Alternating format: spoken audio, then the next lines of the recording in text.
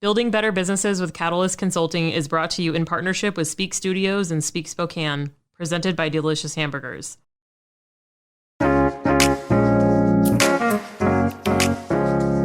Welcome to Building Better Businesses. I'm Kristen Dees, founder of Catalyst Consulting, an agency that helps small businesses and entrepreneurs start, grow, and level up their businesses. This podcast will bring you interviews with experts in all things business related.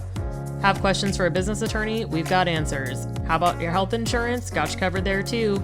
New episodes coming your way every week. Find us on the podcasting platform of your choice.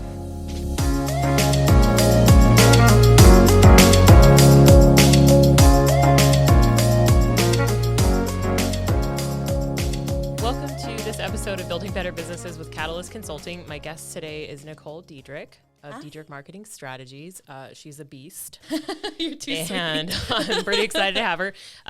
She's an in-person guest, which I'm always excited to have because we do so many remote, which is cool, but also it's nice to have a human person. Yeah. And Nicole wanted to get out of the house today. So yeah, you know, it was a win-win for everybody. It's like, yay, outdoors. Yes. And it's super nice. So it's amazing. We met, I think, because I was stalking you on Facebook for a long time, but we're also in some of the same networking business communities. So I don't remember how I found out about you first, but yeah. And then I was like, hey, will you be friends with me? And then I was like, yes, I need more business friends. Please, I need a business bestie. And then finally, like, I feel like we had so many different like schedule conflicts and we said it, and then finally we met and it was wonderful. Yeah. And yeah, here we are. So so tell us a little bit about you as a human being. Who is Nicole? Of course. I love this question because I feel like you can always get great answers from people. Yep. So, well, I'm Nicole. I'm 25 years old. I started my business when I was 23 years old. Right after, I think it was like a month and a half after my husband and I got married. So I was like, hey, first year, supposed to be the hardest of marriage, adding on a business. Why not? Let's do it now. Let's get it over with. Get it all over with. Yeah. But it's just taken off. I own a marketing agency called Diedrich Marketing Strategies, and we really focus on helping women-owned entrepreneurs grow their online visibility, grow their sales online, and really just overall taking marketing and social media off of their plate to allow them to grow into the things they love about their business. And I think this is something that, for me, when I grew up, I always felt kind of like an outcast, right? This is like Nicole. I was always wanting to do something different than people. I didn't really fall into the trends, which obviously made it easy for people to pick on me in a sense. Sure. But my whole thing was, I never wanted to get even with people, even if my feelings got hurt. And so I've always just grown up in this space of, okay, that's their thought, that's fine, but how can I build off to get better? And I think that's what really helped me, one, in college, kind of decide what routes I wanted to go with my career, with who I wanted to be. I think social media playing a big role in how I grew up, right? Because that became huge in my adolescent ages. I was able to kind of tell, hey, this can be negative or this can be positive, and I was always very intrigued by it. So I decided when I was in school, I wanted to become a professional blogger, and that's kind of where I really got my writing honed in and, was able to kind of grow a really huge audience. I think with that company that I worked for, I had over 20 million views off of the articles that I wrote. I wrote about 400 articles. And it was the first time that you really could see that you could make money online, right? It was when Kylie Jenner was starting to make money in Instagram, then other people were like, oh, I can advertise and do all these things. And, I was in college and I said, this is really interesting stuff. And I love it. I'm passionate about it. And that's kind of what started it all. And then I got into news and I was like, yeah, I love the social media part of news, but I'm not into the rest of the stuff. And moved out of there. Again, I went to school for video broadcasting and video production as well as marketing. So it's just kind of gone down that route. And then I realized, I've always been somebody who likes to do things, I guess, the hard way, as people would say, try it and see where it goes. And now we're here. So yeah, that's amazing. So share a fun fact about you. Okay. So, I used to do beauty pageants. What? Yes. Okay. And the thing is I never really won one. There are things that I won within the pageant, right? We did spokesmodel. So that was speaking. So I'm always very good at public speaking, but I never won one. And I've probably done 30 plus. Oh my God, that's so much. And it was something that I think really helped me, one, because the pageants I was in when I was younger were more for interview. You would get dock points if you wore makeup, if you weren't 13 years old. So it was very good for growing character, growing speaking, all that good stuff. And then I got into the Miss America, and I was like, yeah, that's not for me. But I think it really helped me kind of become really confident in myself and like my views on life, because do I want to be just like this pretty girl, or do I want to be somebody that like brings a lot of passion and attitude and sass and just like knowledge, as well as being like, hey, I'm kind of cute sometimes. So it was fun. It was a good experience, but that's definitely a fun fact. Yeah, no, that's a good one. That's pretty good. I didn't know that at all. But yeah, it's crazy how stuff like that just kind of leads you into like learning some of those skills and developing those skills, because public speaking is such an important skill to have. Yeah. And it's taken me, oh God, I mean, basically my entire almost 20 years of leadership experience to get comfortable with it, because it used to be just horrifying for me. Like in school, it was awful. I would blush, I would sweat. Yep. I would get nervous and stutter. Like, oh God, traumatizing shit. Yeah. So, but yeah, so it took me literally my entire leadership career to just like over and over again practice and get comfortable. And nobody ever really told me. I'm just like, I'm in charge of these poor people. Yeah. Bless their hearts. I have to like be in front of them and like, I'm going to be a leader. And so it was just something that I had to learn to do. Yep. And it was very uncomfortable. But now I actually feel like if people that knew me as a leader, even maybe 10, 15 years ago, knew me now, they would be like, oh my God, like, this girl doesn't like want to throw up before every store meeting. This is crazy. Yes. Yeah. So it's good for you, because to learn that a lot younger is much better. Yeah. It's been something that, I'm not that old, right? I'm 25, well, but I look at my aging as like, oh my gosh, that's such a long time ago. But I look at it because now I wouldn't consider that I've had a lot of failures, right? But before this point, like before my business, everything I did, I felt like I failed at. Like there's always something where it's like, you choose losing or winning, right? That's kind of how society does it. Pass, fail. Yeah. And I never got to the things that I wanted to get to. I was never like the number one or the winner or whatever. And I think I utilized that to realize, oh, failing isn't bad, because look at where it's led me now. And it took me my business and the success that we've seen with it to be like, oh, okay, that was all worth that pain or that losing, right? And really seeing failures as that's not a failure, it's a step forward, but you just didn't achieve what you thought was the winning part of it. Yeah, so, like the goal that you thought you had wasn't necessarily what you needed to get from the experience. Exactly. Yeah, no, I'm all about that too. It's fail forward. Yep. And yeah, failure is just learning. Yep. You never know. Oh yeah. YOLO, right? Like, yes. Live a life with no regrets. That's really my whole inside goal is just you do what you do and you get where you are, and that's just who you are. Yeah. It's okay. And I love it. I love it. Yeah. It's fun. Sometimes it's exhausting, but mostly fun. Long sigh there. Yep. So how do you kind of touched on this a little bit, but how do you provide support for business owners and entrepreneurs? So we are pretty much like your outsourced marketing department. So we have a lot of, I wouldn't say a lot because I've narrowed it down, right? I'm trying to niche really well. But we have packages that really support our clientele in a space where they need it most. So whether that's Facebook advertising, whether that's social media marketing, whether that's, website redesigns, those are our 3 tiers of main focus. But I like to say, hey, if you need marketing support and you're needing email, you're needing, blogs, you're needing videos, we do all of that.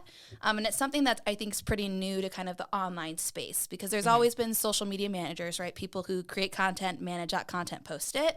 But there hasn't really been like a full online service of a full marketing department. And what my team allows me to do is really utilize that for my clients. I'm like, if you were to hire somebody, you'd hire one person, be a full-time employee, but now you get, for a fraction of the cost, you get 4 people helping you and your business grow, for a really great price, I would say, for all of the things that you get. And it just allows them more freedom, because as you surely know, hiring on employees, that's a lot of freaking work just the hiring on the employees part, let alone managing, having them do the support things they need to be doing, et cetera. So it's pretty exciting to offer that to people who are in the space where, one, they can't afford like TV commercials yet, or they don't want billboards, right? They're wanting to reach the people where they're at, which honestly is social media. So.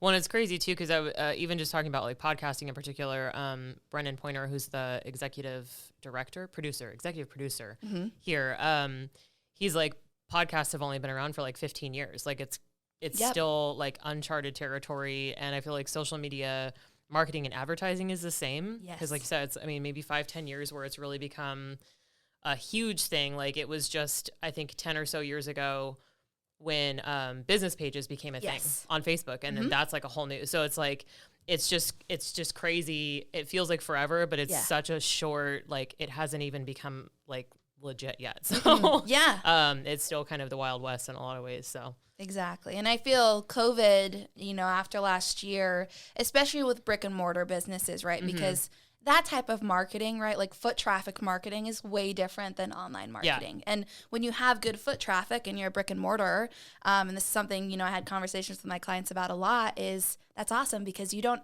have to worry about social media as much, right? You're like, well, I'm fine. But then COVID freaking hit and everybody's like, well, now I need both. And now I have clients coming to me being like, I want to optimize my online store and my in-store. And they're kind of like separate entities in a sense, right? And I said, yes, like that's the benefit of online is you can, you know, monetize in multiple different ways now that you didn't think was really possible before. Yeah. And I mean, if there's one positive thing that came from COVID, I think it really helped business owners adapt, especially those with brick and mortars, to see, oh, wow, where are other places I can make revenue from and continue to grow my business. Yeah, that was definitely a lot of the conversation that I was having a year ago with people is like, holy crap, like now what do I do? Because like you said, they didn't worry about social media before. They were doing fine. Business was what it was. Or even people who weren't necessarily brick and mortar, like they'd built up a business maybe by word of mouth or referral. And now they're like, crap. Okay, I guess I have to actually deal with social media now. I'm like, I'm really sorry. I hate to tell you. It's really not anyone's favorite thing, I don't think. But yeah, so it's been pretty wild to have that adjustment because it was just, I remember at the very beginning, I would just start getting a ton of friend requests from people who are in like direct sales and like all that kind of stuff, or just people doing that. And then they'd send you their, the request to like their page, join the group. I'm like, dude, you guys, like, this is not the strategy. You're killing me. And also you're really annoying me too. I didn't want 300 the etiquette, strangers. Right? There's etiquette to social media that we have to train. It's like, don't do that. But yeah, it's been really interesting to watch those trends and how everyone's kind of adapted. And it seems like most people kind of adjusted to it now. Like this is the new reality somewhat, but there's also, like you said, so many other options. It's like, well, if I can't have what I thought I wanted to have, exactly. What's the next thing? Like, how do I stay in business? How do I keep my business afloat until things return to quote unquote normal or whatever it's going to be? So it's been really cool. Yeah. And also terrible, but you know what I mean? Yes, exactly. Like you said, if there can be a positive, like you can dig down and find it somewhere. But yeah, so how would you describe the differences between branding, marketing, and advertising? I love this. So branding, right? I'll go kind of through these 3 tiers, and I get this a lot from people because branding, people believe it's just a logo, right? They're like, it's my logo. I need a logo, then I'm branded. I'm like, wait, right? Because think of branding as like your whole aesthetic of your business, right? It's your mission, it's your pillars, which if you guys are listening to this and you haven't written out your pillars for your business yet, like the meaning behind why you started the business, who you help, those 3 to 5 top things that you want your business to be about, your mission statements. Do that now because it will really help you with creating content, which I'm sure we'll get into later. But branding is your whole aesthetic, how you want people to feel about you and your business, how you want them when they see a post, what are their feelings, how do you want your colors to kind of integrate into that on top of a logo, right? And then when it comes to like social media and marketing is the content you're actually creating. How are you marketing yourself to sell? And I think a lot of clients also get this mixed up with like it's an actual salesperson. So like if you're hiring a marketing person, right, you're hiring somebody to help you with content and create visibility, create consistency, and to help people get in the door in a sense, right? Like to your website, maybe they become a lead. Hopefully you get some sales from it. That's the end goal. But they're not somebody that's then reaching out to those leads and closing sales. This is really important for those of you who are service providers because I get that question a lot. They're like, well, are you going to sell those people in for me, right? When you see somebody comment and I'm like, hey, I'll lead them to you, but we aren't your sales team. Like you can hire us for that, but that's not like my main go-to, right? That's what I want my business owners to do. So marketing is really the content creation, what you're posting, how you're being visible, and where you're kind of like call to action that you're leading them to. And then advertising is money, right, that you're putting behind. So it's paid content.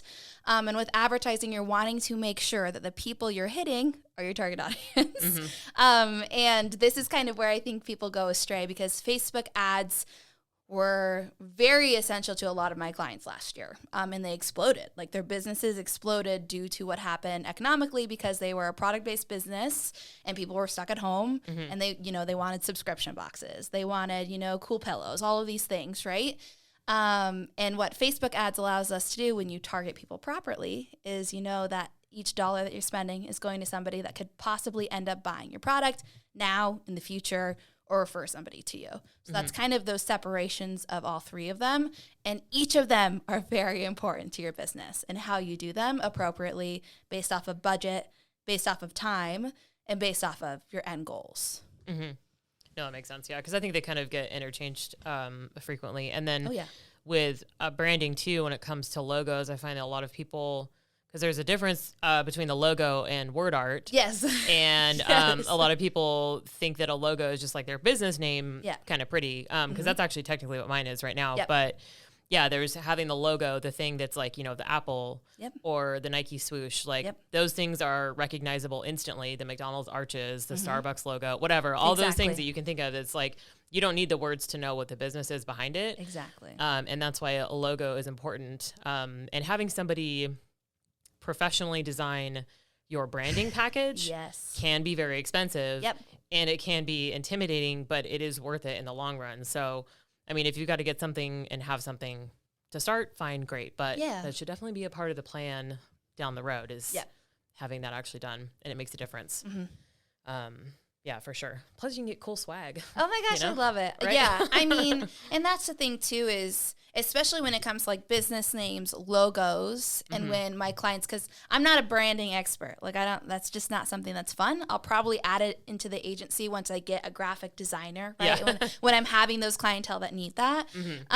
But the biggest thing about logos and names is, like you said, people need to know what you do, right? And that's why for me, like, and us, right, we have consulting, we have, marketing strategies. People can tell from our name what they do. And there's a lot of things that's a struggle for some people. So I highly recommend, if you're just starting your business or need help with your names, or you're trying to rebrand, finding somebody that has good ideas on that, because your branding is super important. Your name branding, your logo, all of it like collides with everything else that you're building. So, well, like you said, it's the overall aesthetic of your business, and like what people think of when they see your stuff. And even just particularly with like Instagram, like when you go on there and you can see somebody's consistency in style or whatever it is that they're putting, sometimes it just looks kind of like a hot mess, just because it's a whole bunch of stuff. But then people, even people who just use a lot of pictures, just like photos of things, like you can still get the same, like the feel, the aesthetic for what it is that they have, like photographers or product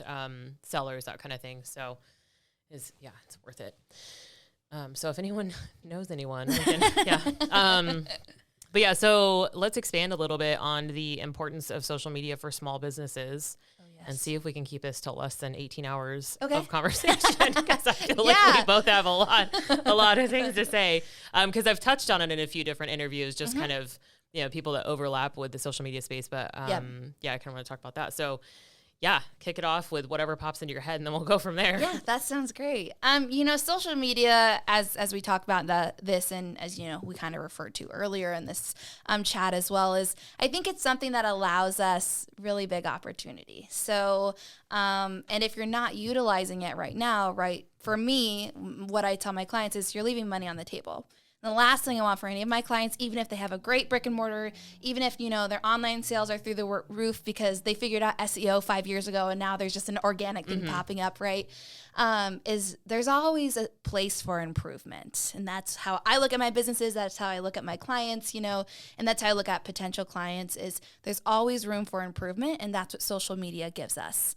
So if you aren't currently being consistent, and I'll go through like my top tiers, right, of what you should be doing on social media to make it better, to help your business grow, is you need to be consistent. If you aren't posting at least once a day on one of your platforms, try doing that. Just consistently try posting something, adding value, okay? Not just selling, because that's the thing that people do. They're like, okay, Nicole, I'm going to post and I'm just going to sell one of my products every day or one of my services every day. And that's not connection. That's what social media is. It's a conversation. It's making a connection with our target audience and really bringing them into our sphere, okay? So Obviously, consistency, connection, main point of those posts. And the next thing is try something that you haven't tried before.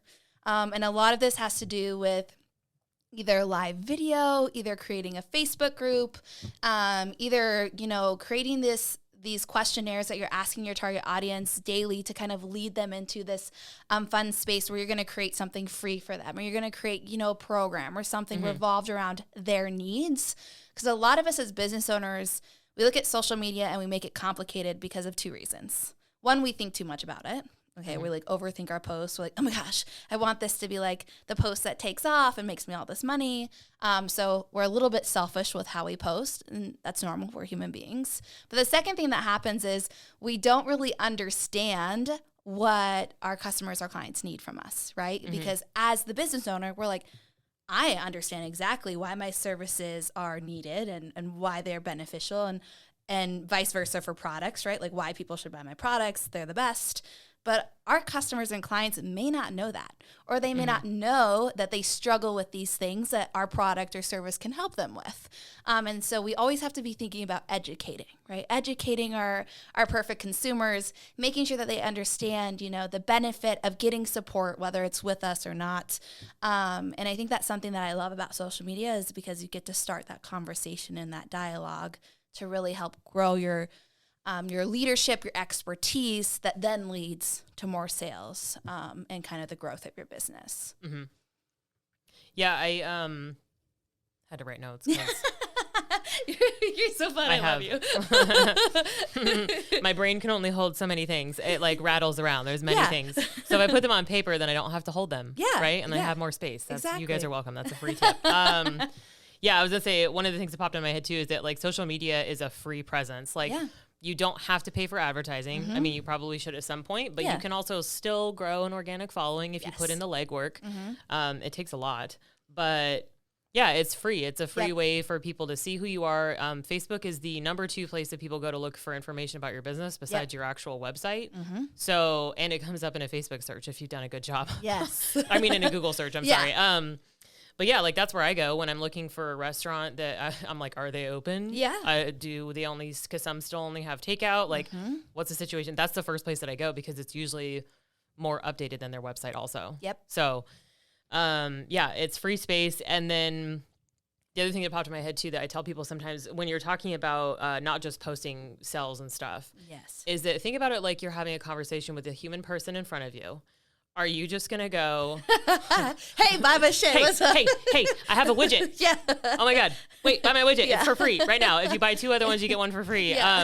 Like, no, you're going to try and have a conversation. So it's like thinking about it from that perspective. Like if you were networking with a human in front of you, as opposed to a human on the internet or the ether is what normally happens, is trying to have a conversation with those people, which I think you kind of touched on too, but that was just that was an analogy that popped into my head at some point in time. It's like, you're not just going to be like, sale. Woo. So yeah, it's kind of having a mix of that because you still do have to talk about that stuff, but it's about how you approach the rest of it because people do want to buy your stuff usually. You know? There's an audience for you out there. Oh, 100%. But yeah, and on your thing on what do people want from us, that's something that I actually just recently had a conversation about because I kind of struggle. I hate social media so much. I'm sorry. I do it for people. Well, yeah, I don't do it as much anymore because content management's rough, but I struggle enough with my own. So I was talking to a couple of people in my mastermind that I have, and they were like, I mean, I don't know that I really know what you do. And I was like, what? Son of a biscuit. Okay.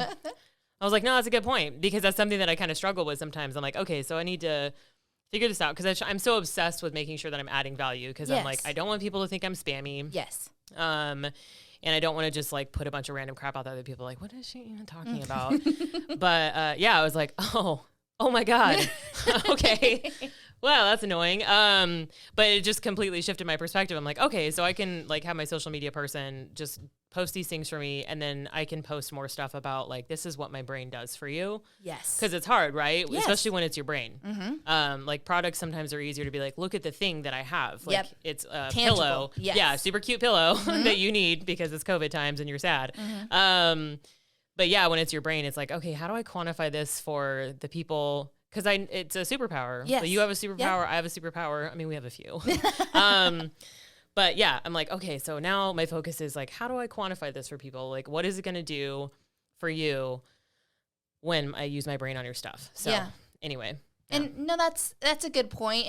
And like when you guys are thinking about creating posts, right? And this is how I do it, because for me and for my clients, that's the one thing that they forget to do is talk about themselves more, right? And like the value that we add, even if it's a product, right? They have so much experience that like bringing that into, it's the emotion that we tie into our posts.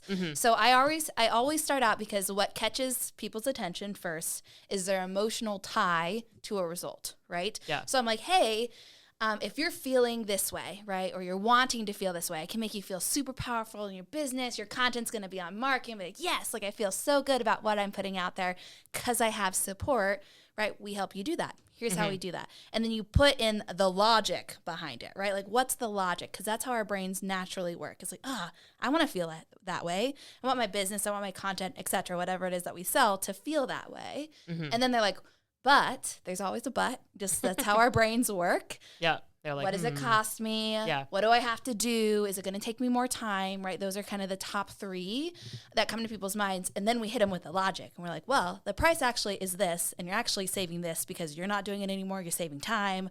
All of these things that quantify to them and their logic side of their brain to say, yeah, that's actually a great investment. And those posts have literally been killing it. And it's when I made that connection, I probably made it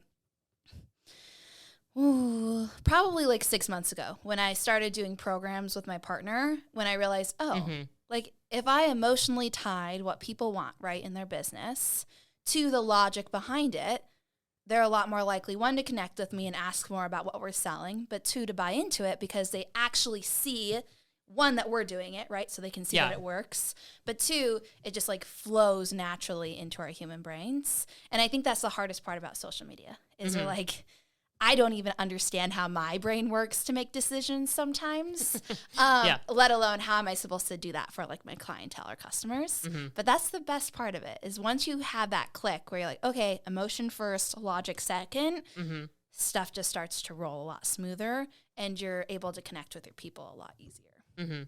Well, that makes sense too, because I think I'm still in your group, that Facebook group. And it was like, a lot of your posts are like that. It's like, here's a story, and then here's how we help you. But you also can very clearly demonstrate that you've done it. And I think that was one of the things that I originally connected with about you is like, oh, she's not just somebody that's just saying she's a 6-figure, blah, blah, blah, like whatever, in a group that we won't name on Facebook. You're like, oh, okay. Sure you are, buddy. Anywho, I think you posted about that actually, where you're like, you can't just say it's lying. It is lying. I literally had someone comment on that post too, saying, well, what's wrong with lying about how much money you make? Nuh-uh. Yeah. And I was like, wait, is this a real question? Like, this can't be. Oh my God. Because it's lying. It's and you're saying that you have unmoral. all this success. Like, oh my God. Yeah. I was in shock too. Especially when you're using it as like a validation of your success and why people should trust you. Yes. Why they should trust you. Yes. But you're lying to get them to trust you. Yeah. Oh my God, it's stressing me out. It's all the fun. That's crazy. The couple of cons with social media and people in the space where they have attention, that's where it can get scary because they start to see, oh, well, people are talking about their money, they're getting more sales. I'm just going to say, I make this much money too, and we'll see how it goes. Yeah. And it's dangerous. Crazy. Yeah. Because that's how you get taken too. Like if you don't know, and if you're somebody that's maybe new to the space, or a lot of people are just in general new to social media and being more active in it. So then you're in a group and you're like, oh, this person says I know what they're talking about. And which I think I ask you in a little while too. But yeah, no, I think it's such an important thing. And it's just like any other tool. Like if you invest the effort and time, then you'll become an expert at it at some point, like that's all 100%. Of everything I know. And I think a lot of the stuff that you know too has just been trial and error. I've done a lot of social media content management and marketing stuff for people for years, like as side hustles, and then obviously more full-time in the last couple of years. But yeah, it's just trying things, and then stuff works and sometimes it doesn't. But like you said, it's really the story. Those are the posts that I find are most successful is just the stuff that's about me as a human being. Like even if it's my cat and dog, people like my cat and dog. They're famous. So yeah. I think they like them more than me, but it's fine. I'm okay. Yeah. So it's that stuff. It's like, who are you as a person, and why do I trust you? Build the like, know, and trust. Yep. So yeah. Okay. Any other thoughts?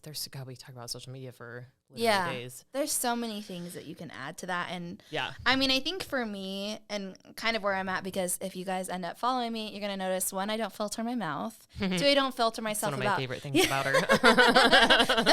I think I've only cussed once on here, so I'm proud of myself. Me too. I think I dropped one F-bomb in all my interviews. I think it was last week. Anyway. Oh yeah. Yeah. We're doing good, right? Yeah, We're hanging in there. Yeah. And I talk a lot about money because I feel as women, we need to talk about that more. We need to empower ourselves more. We need to feel comfortable talking about money because money mindset and money in general is a big trigger for society, trigger for us personally.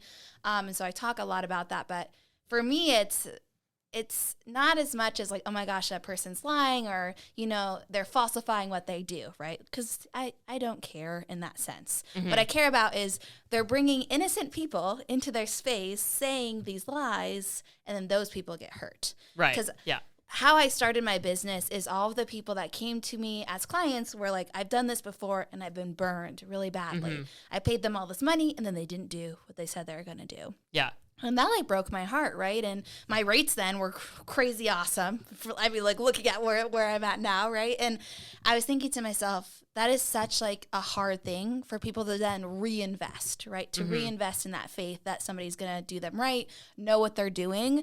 And so that's where it kind of triggers me in a sense is I'm like, hey, what can I do more with my presence, my visibility to correct other people who are doing things, because they want more money or whatever they're wanting to do, but they're actually hurting people.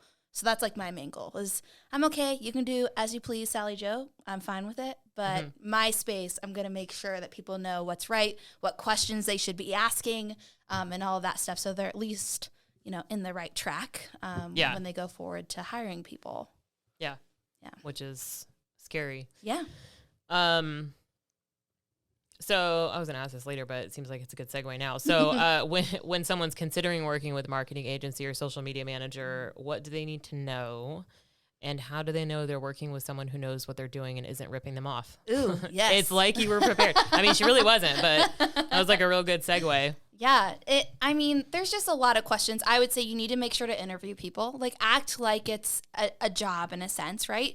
Obviously, when you're hiring an outsourced firm, they're more so a partnership, right? Or a contractor than an employee. So there's a little difference there. But you need to make sure that they're a cultural fit, just like you would any person that's working with you in your business, right? Because if they're not, you're not going to be able to communicate properly, which means you need to have some form of, I would say, personal type of meeting. So I can sell people into courses and programs all day long, like through the DMs, right? And that's something that I teach people how to do. But when it comes to long-term partnerships and relationships, you need to get on a Zoom or meet them in person or at least talk on the phone, because that's how you're going to understand how they communicate and answer your questions. Referrals are great. So making sure you ask them, hey, are there any referrals that I can go talk to, ask questions to? Is there anybody you're working with right now that's relevant to, my field that I can check out your work so you can get an idea of kind of what they're currently doing? I don't think there's ever like a fail-safe of getting away from people who are liars, right? Like if people are going to lie, sadly, they're going to do that. But I feel as you get into a space, right, it's also based off of the money you want to spend.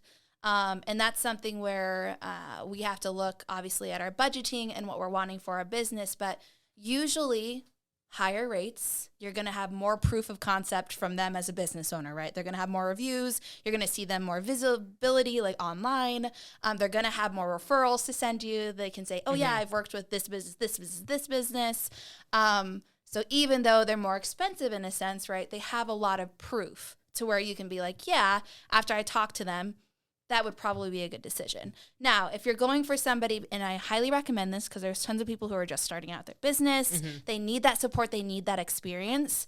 The one question you need to ask is, what is your communication style and what can I expect and how can I expect you to communicate with me? Because I think communication in all facets of relationships in life is really, really important. So if you're paying somebody to do social media marketing for you or any type of marketing, you need to make sure that you guys understand and are on the same page with communication and how you want things to roll out.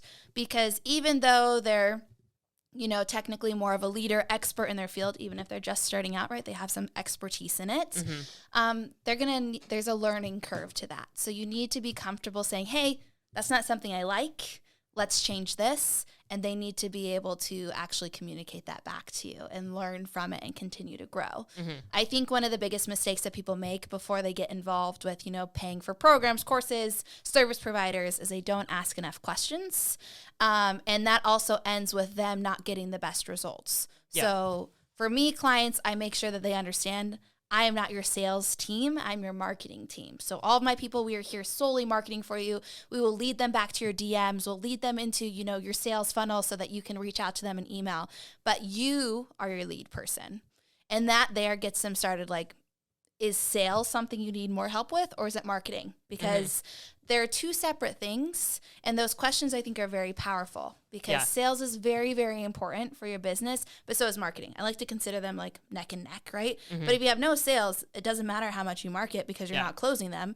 And if you have no marketing, nobody's ever going to see you. So you won't have leads coming into your sales, right? That'll be really hard to convert.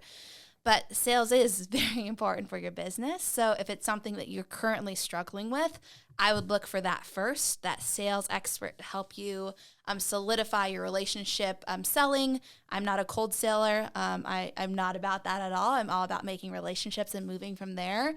And then once you've figured out a method that aligns with you, that feels good with you, that you're comfortable and confident with, that's when you build on your marketing because then you're going to close them with ease. That makes sense. Well, it's kind of like really anything, like I've given this advice to plenty of people before, is when it comes to hiring any kind of help is you have to know what the hell you need help with. And a lot of people don't, which is where I come in. A lot of the time they're like, I would like to do other things and I don't know what those people do or, like I need help. Like I've helped a couple of businesses do that. One in particular, it was literally like his entire process workflow and like, what do those positions look like? Who are they? What experience do they have? How much do they make? What are their skill sets? And then helping him interview people. He's like, I'm tapped out. Like I can only do so much, but he's like, I don't know where to do. So like getting a very clear idea of what you need to help with. Because like you said, it could be one of a few different things. Some people need the whole gamut from like, I don't understand how social media works, period. Like, I mean, I've helped people set up their accounts, like the technical side of it, which is also awful. Every time I'm like, oh my God, why did I do this again? It's like websites. I'm like, no, stop doing this. I literally told my social media person the other day, I was like, if I ever tell you that I'm doing another website again, tell me no. Punch me in the face and go, no. She's like, okay, deal. I was like, I swear to God, I hate it so much. I can do a lot of things. That doesn't mean I should or I want to. They take time. Oh God, and awful. effort. That's why they cost what they cost. Oh, yeah. It's like, it's not easy. People are like, oh my God, how much does it cost to have a website set up? I'm like, it's because it's terrible. And you don't want to do it. Like, do you know what a plugin is? Nope. Oh, gosh. Okay. Pay a person. Anywho, side note. But is a really clear understanding of what it is specifically that you need help with. Do you need more of the strategy and like you can do the posting yourself? Because some people are fine with that. They're like, I just need a calendar and I need an understanding of what types of things I'm trying to post and when. Great. Can totally do that for you. If you need full on, like all of it, can't do content management. I don't know how to spell words, so I need someone to do it for me. Some people have that problem. So figuring out what you need first is step one for sure. Let's see. I think we could talk to, so see if you can check their work. Social media is a little bit easier too. I mean, somebody could find some random stuff. But if they'll give you some profiles that they're currently managing, that's always a good way to check. You can just see, because I really am very picky about spelling.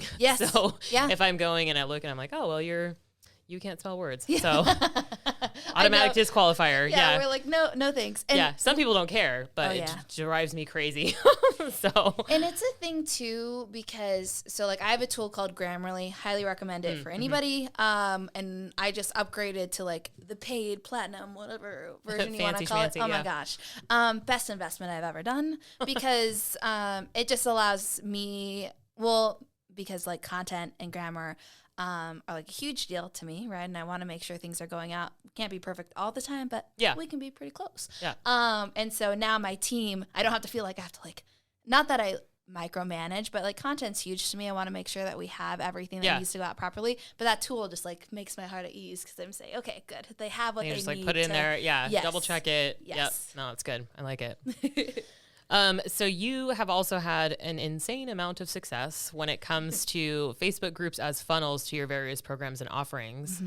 So what are some kind of tips that you have for people looking to grow their own groups? Yeah. That was actually one of the first things that I went to, was your 5-day. Yeah. It was when you and Darlene were doing the programs. Anyway. Yep. Yeah. So Facebook groups are huge. So whether you have one or you don't have one, I highly recommend it. Whether you're a product or service-based business owner, it's something that allows you to, one, create community. This is really great for product-based business owners, because I get that question a lot.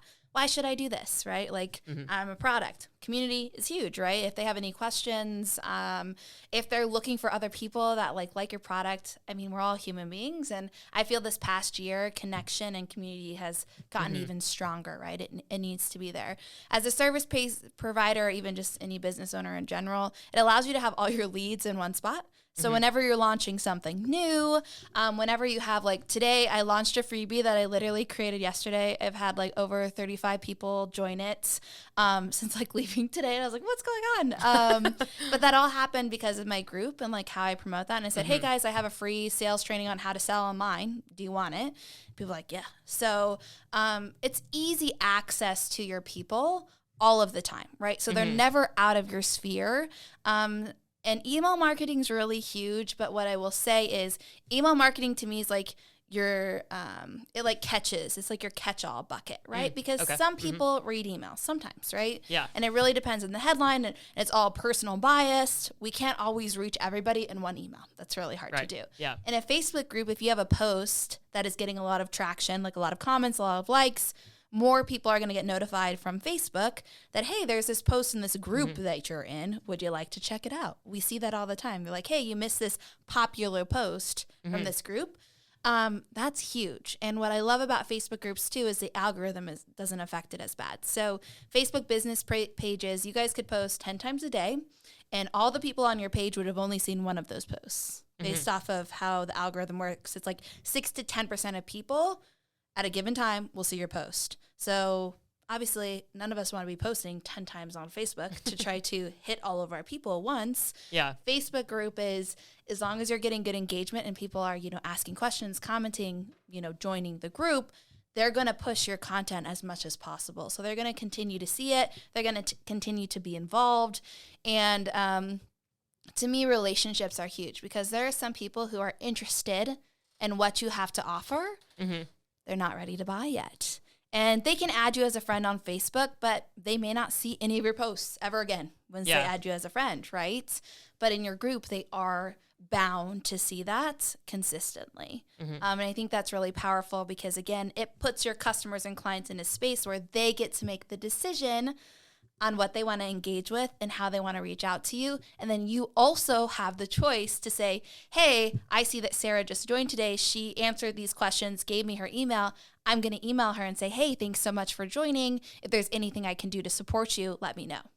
And then bam, a relationship is started. And then who knows, she could turn into a client in, an hour or a month, whatever that is. So I think they're very powerful, and they're very powerful for the type of sales that I like to do, which is relationship-based, which is based off of, you may never, ever give me money, like pay me money for a service or a product, but you may become a partner. So you may refer people to me. There may be something that I want to collaborate with you about, because I just think you're an awesome human being and I want to work with you. And I think those 3 separate spaces that people can fall into just continue to grow your network even more. Yep. And I think that's what's tremendously helped me grow as quickly as I have.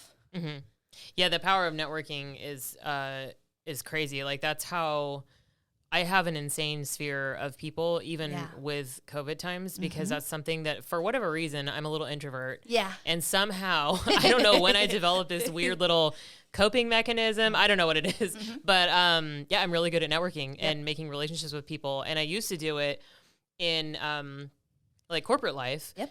I would know all the people because I'm like, oh, well, you know all the things about this, and I need to have a person that I can ask questions, and will let me ask questions until I'm blue in the face. So, because I like to ask questions. Yes. But yeah, so it's just something that I at some point developed. I don't know if it was in retail days or whenever it was, but I'm naturally very curious, and I like to know everything or as much as I can, and I learn really quickly because I don't like to not know things. Yes. So I don't know where it came from, but yeah, so it's the same kind of concept. Like it's going out and talking to people because you never know. Like we've connected. I can't even tell you how many people I've talked to that have turned into either just like a really good friend or collaboration partner, like you said, like all kinds of different things just from going out and talking to people. And so when you're in virtual space, it's limitless. Yes. You can talk to a million different people At once. Yeah. But yeah, I'm on the same page too as far as relationship networking. I don't want to sell to somebody that I don't actually want to work with. Yes. Oh yeah. It's a two-way street here too. People forget that. You're like, oh, I'm interviewing a possible client. Yeah, you are, and they're also interviewing you. Yeah. It's the same process. So yeah, it's I've actually been pretty lucky so far, but yeah, no, it's definitely a big piece of the process. So so good. You're very good at the segue thing. It's like you can read my mind. So there is a lot of value in networking in other Facebook groups as well, which I know is one of your very successful strategies. And I think is pretty much how you grew your group, right? Yes. Originally. Yeah. So what are some of the things that have worked well for you from that aspect of Facebook groups? How did you find them, et cetera? Yeah. So what I do to like find, targeted niche specific Facebook groups is I type in my keywords. So I'm like women entrepreneurs, women business owners. And that's how I started to find those groups, add myself into those groups. Now, for when it comes to like content and growing my visibility, and then obviously my groups where it's allowed, right? Because there's different things that you can do and promote. My biggest thing that I used though was just free value. So when somebody had a question that was in, my field of expertise, instead of straight up selling them, like, hey, go to my website, you can pay me to help you do this, I would literally give them like an example, or I'd give them just actual free support to say, hey, if you do this and this, it will solve your problem. And that's really how I grew very quickly. I also, when I started, I had a lot of time to do that because I didn't have a ton of clients, right? So what more was I going to do? And a lot of it, and it's really crazy how it's kind of come full circle now. Like when I started, I had to give a lot of free value to kind of get to where I'm at. And then now that I have a team, I can give more free value because I have more time on my hands to do that. And it's really... it's really humbling to get to that point, right? But to see it all kind of come full circle, it all has been around my free value and just helping people because I can, because I have that knowledge and because I want to. And then they would reach out to me and say, hey, so, I did this. It worked great. Thank you so much. What else do you do? Like they would reach out to me. I had no intention of selling them at that point. It was really just genuinely there to help them. And that's been powerful. And I think that's something that is hard for us when we're trying to pay the bills and when we're just starting out, or if we're in, a stressful space in our business. But trust me, that works like wonders for people because they understand, oh, she's a person that actually cares and isn't just like every other person that's commenting their website link on this post right now. So yeah, that's always awesome. I hate when people hijack my posts too. Oh my God. That pisses me off. Like that just sends me. I'm like, I posted one the other day. It was like, what do you wish you had known more about with your business or something? Or what information do you wish you knew about your business? Something or other. And somebody like 4 posts down was like, here, I'm a consultant. I was like, ooh. You're like, me too. Thanks. I'm going to cut you. Yeah. You're lucky you're on the internet, my friend. But yeah, it pissed me right off. And I just gave up on that post, but just couldn't even deal. So yeah, no, I feel like there's also like algorithm logic to that too, especially when you're in a really large group, like the one that we're talking about. The more active you are, the more visibility you get. Yes. And so when you post something that is specifically targeting, you know, if it's a sales thing or you're trying to drive people back to your Facebook group or whatever it is, then you get more visibility too. That's essentially how the algorithms work, by the way, people. Yeah. Is one, consistency, like Nicole said, quality content. And then when you're actively engaging, whether it's outwardly, you know, you're going out and interacting in groups or on other people's posts, or they're interacting with your stuff, people are like, oh, people actually care what Kristen has to say. That's surprising. Not the second part. But then you start to come up more often, more people see your stuff. So that works the same way in groups. And like Nicole was saying, it's more controlled. It's a smaller group of people. It doesn't work the same way. So when your visibility does increase in a group like that, it's more impactful. So stuff like that's great. And I like to say the algorithm can be your best friend, right? Because it is paying attention to you at all times, every time you post. So if you start to post things and you're starting to get a lot of likes and you're starting to get a lot of comments, guess what you should do? You should post more. Because the algorithm's starting to say, hey, she's posting really good content on her group, on her personal page, and other groups. We're just going to keep boosting her stuff because people are liking it. So I might as well show it to more people.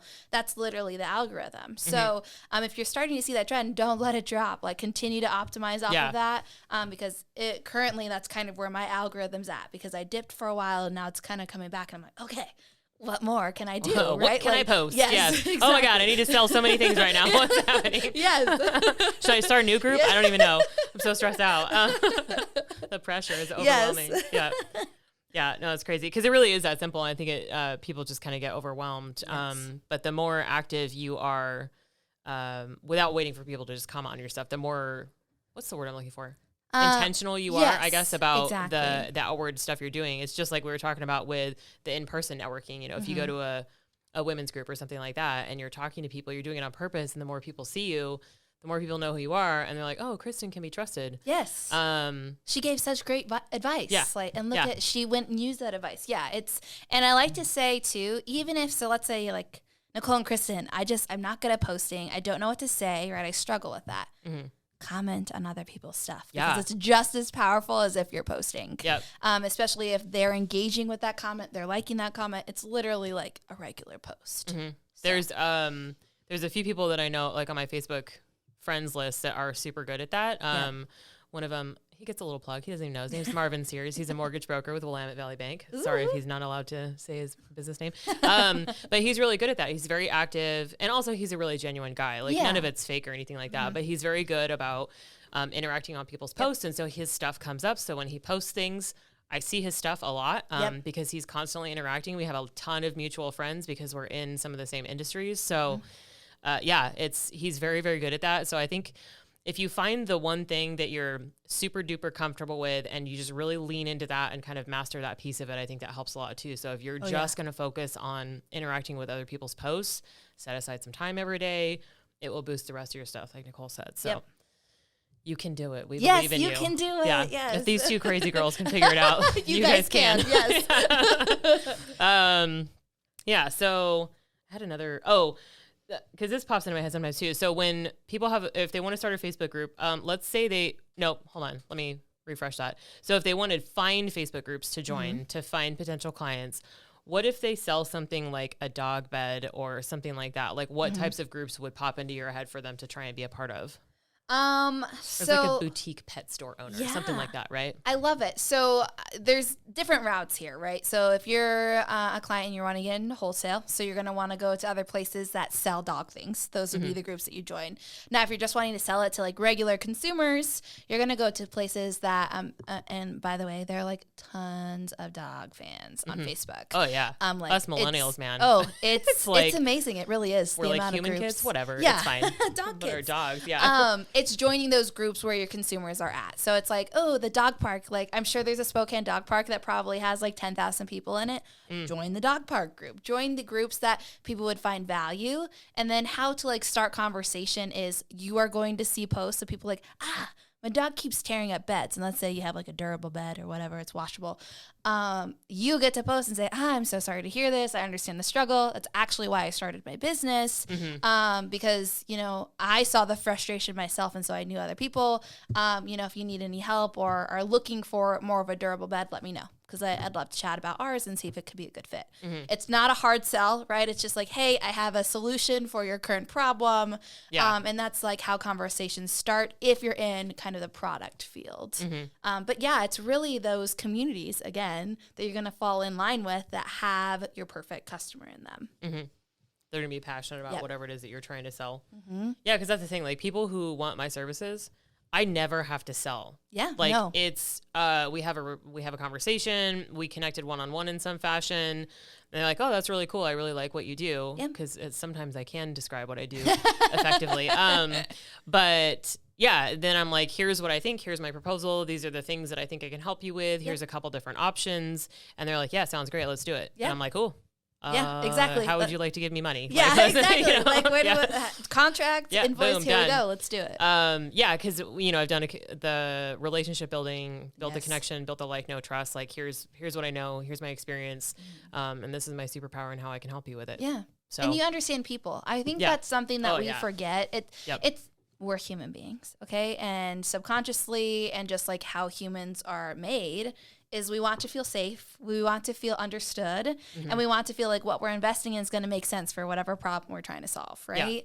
And when you have had these conversations with people before, you've had people, like, I can literally put clients into certain buckets now of like where they're going to have issues, right? Like where they struggle, where they're going to be really great at, and like how to kind of move those around because of the conversations and the so many conversations I've had with different people in different industries. And again, it gets easier. It does, because you start to understand people better. You start to understand what they want to hear and need to hear to feel comfortable. And sometimes it's really just breaking the ice, right? It's like, what can I do for you for free to help you out right now? And then people are like, okay.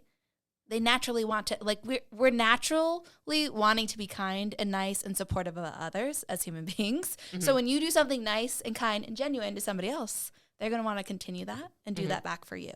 And I think that's like, if we have that in the forefront of our mind, service over selling, your business it grows like wildfire. Coming from a place of contribution. Yes. Another little phrase that popped in my head. But yeah, the people thing, I think comes a lot from just my leadership experience, because I've had, I don't even know how many employees. Sorry, guys. Super sorry. I was trying to figure out how many people I've actually interviewed, and it's in the hundreds, like hundreds and hundreds, maybe even 1,000. I couldn't tell you. I worked at Best Buy for a long time, so we used to interview a lot of people like for the holidays. But it's just that experience, like getting to know people, having conversations. Like you said, the more times you do it, doesn't matter what it is. The more times you do anything, the better you will get at it, period. Yes. It's a lesson I've had to learn. I'm like, so I have to actually practice golf. This is stupid. Okay. But yeah, that's one of those things that I have and that you have too, that's just come from the experience of talking to people and figuring out those little things where you're like, oh, okay. Like, I've coached millions. Oh my God, I'm such a tool. Dozens of people. No, but like, employees over the years, it's just like you said, just talking to someone. I care about them as people. I let them tell me their problems, and I'm like, well, what do you need from me? How can I help you? And, go from there. Sometimes a little bit of accountability when they need it. A little face punch sometimes. Anyway, I love that. I could talk about leadership philosophy for days too. Oh, yes. So what advice would you give people when it comes to their overall digital marketing strategy? So overall, your goal is, obviously it's based off of your strategies, your business end goal. Cause I have a lot of clients that are like, Nicole, I want to work 15 hours a week. I want to make this amount of money. How can I get there? Right. And usually that amount of money isn't the millions of dollars, right? Like it's realistic to their hours they want to work. And then I have other clients that are like, like myself, I would love to build my brand out to multiple different branches and different small towns across the United States. Like I have these, different tiers. So when you're looking at your end goals, you need to also kind of contribute your marketing to that. How much more are you going to have to do to become $1 million business than you're going to have to do to be, a solopreneur that gets to work 15 hours a week and make 6 figures, right? Because there's a difference. And that approach, I would say it does come with talking to a business consultant or a marketing strategist to kind of help you build that out, because it's different per industry.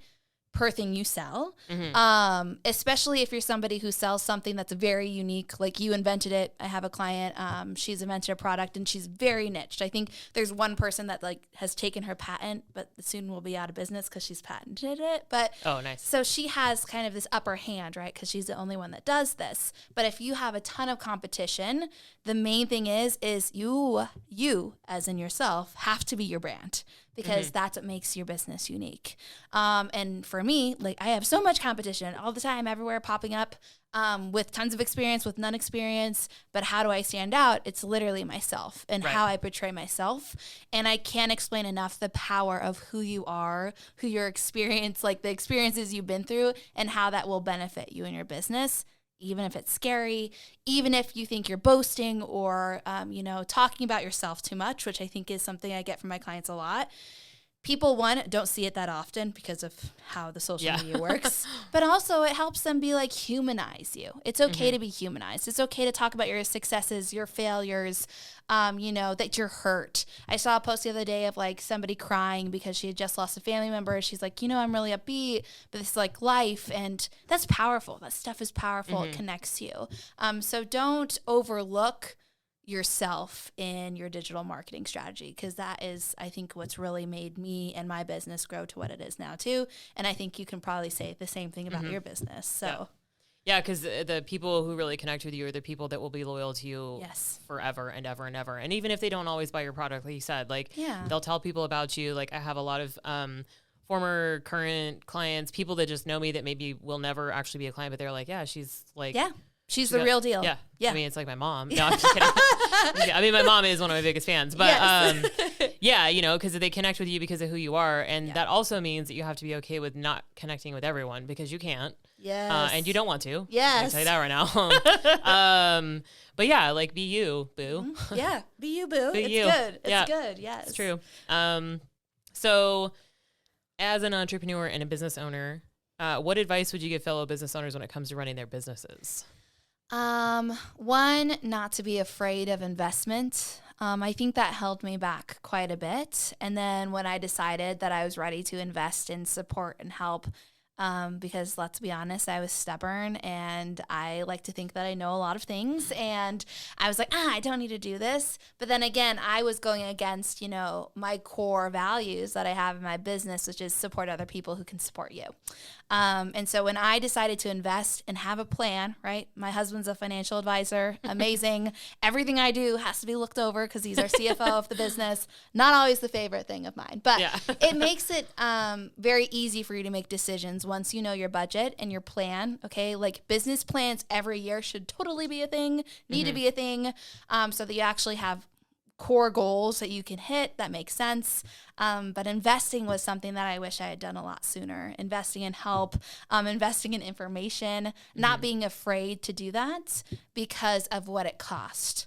I think as a business owner, you need to look at what is it going to get you, and obviously make sure to do your research, right? But what is it going to allow you to do, okay, when you invest in that thing? And when you do that, it honestly really helps you grow to a new level. You become more confident in your business and what you know. You know that the strategies that you're taking and the investment choices you're taking, even though sometimes it's in fear, right? You're like, ooh, I don't know if I can do this. It empowers you to just get better and be stronger. And so that would probably be my top tip for business owners. No, that's good. Yeah. And you can always scale too. Like it's one of those things where it's like, maybe you can't necessarily afford all of the support all the time, but you figure out what it's going to cost and what you can do now that can help. Yeah. And then it tends to kind of snowball a little bit. Exactly. You start having somebody that just helps you create graphics or whatever it is. And then eventually you can have them start scheduling posts for you or whatever. Yes. Because it also feels like less too. So if you start paying somebody $100 a month to do something, it's a little bit easier to pay them $200 a month, which seemed like a lot. Yes. And they're like, well, actually I could probably do that. And then they can take more off your plate and go from there. So yeah. Thinking of it as like reinvesting, right? It's time or money. Yeah. Do you want more time? Do you need more money? Like there's lots of things that we can do, and it's this balancing act. And it's always going to be that way. And I have to say too, the quote of more money and more problems, it's a real thing. Yes. It's a real thing. So you really do have to figure out where you want your business to go and how you want that to balance out as you continue to grow. I like it. You're wise. So what resources do you wish you'd known about or taken advantage of at the beginning of your entrepreneur journey? I would say not being afraid to like get support from other people who are in my field. I always felt that if I asked people who had done what I've done or had the businesses that I wanted to grow, that they'd feel like I was just like taking things for free. But I didn't even ask for that help or that support. And I wish I had done that a lot sooner. And really just like asking other business owners who have done what I've done, right? And our service providers started from zero, are here. I think that would have been very helpful for me because I struggled a lot in the beginning. And then I lost my grandma right when I started. So there's just a lot of things that I was like, I don't know if I'm emotionally prepared for all of this stuff. And so I overworked, I over-delivered, and I underpaid myself. And so that there was a point where I was like, can I even do this anymore? And when I decided to stop crazy over-delivering in the sense of how I was getting paid, right, and change my pricing structure, and I got help for that. So that was what I needed. Change how I structured my packages to where I wasn't burning myself out per client, and then making sure that I was open to advice and support from other people. That's what really helped grow.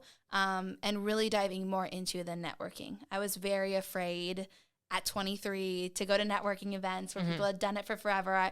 And I kind of felt like I was in this like high school space again because I was always the outcast. Like people didn't like me because I did things differently. So I kind of let my past fears dictate where I wanted to go in the future. And if I could do that over again, I'd be like, okay, why are you worried about this? Just go out there and meet these awesome women who end up supporting me and helping me grow exponentially quicker. Yeah.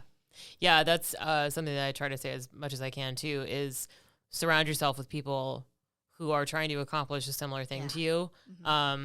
Like it's been insane. Like I have the most amazing sphere, the best sphere of people that I've probably ever had in my whole life because I've gone out there and met people. And when you're in a room full of women and you're like, I just bought another LLC, and they're like, yay. Yeah. Or you're like, I'm going to sell $1 million this year or whatever. They're like, yay. Yeah. It's not like, but are you though? Yeah. Like how? That seems hard. Yes. You know, like, are you sure you can handle it? Also, tell me I can't do something. I'm gonna go do it. See what happens. Yes. Yeah. But yeah, no, I think that's a very important piece of it is find those people, find support. And there's people who are willing to help you. Yes. Plus when you're looking for help with something else, you're like, hey, I need a bookkeeper. They'll, you know what I mean? There's people who have bookkeepers that are like, hey, I really love mine. Or they're like, please don't talk to this person. Yeah. Because I've actually had that before. Yes. Someone's like, you don't want to talk to that guy. Yeah. But yeah, no, it's good. So tell us how we can best support you. What are you working on? Can we help spread the word for you about anything? Yes. So I actually have a women's in business retreat that we are both in it. Yes. I'm so excited. Yeah, I'm so excited for it. We have amazing speakers. Kristen's one of them, and we're going to be talking about things to get you from invisible to multi-six figures in your business, and how you can do that from just an online business, whether your product or service. And it will be held in Lake Tahoe, September 6th through the 9th. We have virtual tickets and in-person tickets. Virtual tickets are only $397 currently. At the end of April, they will go up to $497. And then in-person tickets are only $1,500. That covers your hotel stay for the 4 days, 3 nights. It covers your tickets into the conference. You obviously get one-on-one time with the speakers and the leaders within that, and then also breakfast and lunch for those days as well. Yeah, so screaming deal. Yeah. I mean, I really wanted to make it something that made sense for people because, like I said, we've gotten to this point. I'm ready to give back more. And I think that these prices make really, really good sense for everybody and can just allow them to be in a space of women, again, doing the same thing they're doing, connections. Attendees can, make sales, find people that are going to work with them, find best friends that do what they do, just support. And I'm happy that COVID's kind of dying down a bit, crossing our fingers to where we can do that in-person event and really just make it super fun, whether you're virtual or in person with us. So that's kind of what I'm working on. I'm super excited about it. I've been dress shopping. Yes. All of the clothing. Yep. Yeah. I'm like, ooh, well, clearly I need a new wardrobe. I need a babysitter. So how do people get in touch with you if they would like to stalk you on Facebook like I did? Of course. So I have a Facebook page called Diedrich Marketing Strategies. My Facebook group is called the 6 Figures Ad Strategies for Women Entrepreneurs. if you're a man, totally feel free to join. Again, I help all people locally. Actually, work with a lot of construction companies. So, oh, nice. And so we talk all things ad and marketing strategy within that group, and it's something that I'm just really passionate about. I do live videos every Tuesday. That's actually what I'm going back to do after this podcast. And then Instagram, Diedrich Marketing Strategies, LinkedIn, Nicole Diedrich. I have a YouTube channel that I'm starting to try to grow. Again, Diedrich Marketing Strategies. So we're kind of in all of the spaces, but don't feel free to message me personally, add me as a friend. Again, I'm all for connecting with fellow business owners and really being in your circle to be able to support you. Nice. Well, thank you for joining me. You're so welcome. This is so so much fun. Mm-hmm. It went by way too quickly. I know. I'm like, okay, oh my God, it's been over an hour. It's fine. Even with my mess up at the beginning. But yeah, no, thanks for joining. I'm super excited that we're business besties. Yes, and exactly. It's super fun to have a person in person with me. It is. And yeah, I'll talk to you soon. Yes, thank you so much. I appreciate it. You too.